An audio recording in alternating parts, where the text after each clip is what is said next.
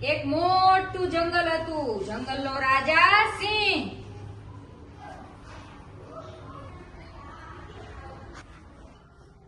હવે કરે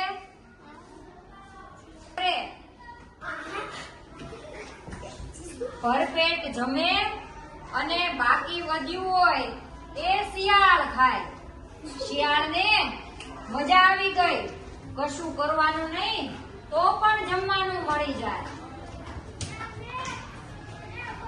હવે જાતે શિકાર કરીને ખાવા જેટલી શક્તિ નહોતી.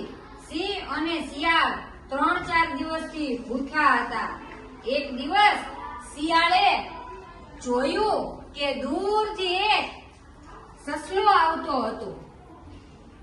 શિયાળે સિંહને સમજાવ્યું કે તમે થોડીવાર મરવાનું નાટક કરો તો સસલાનો શિકાર કરી શકાય એમ છે.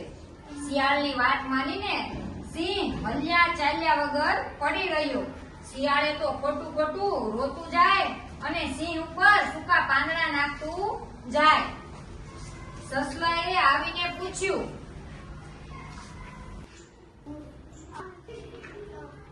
શું કરો છો શિયાળભાઈ?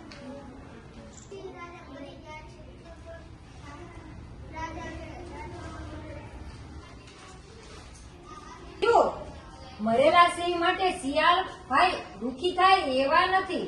કંઈક ગડબડ લાગે છે. જોતો રહ્યો.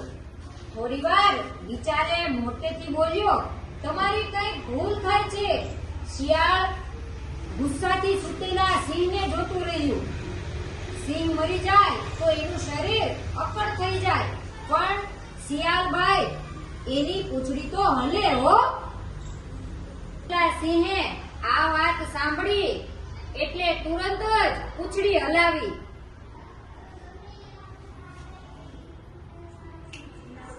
ભાગ્યો.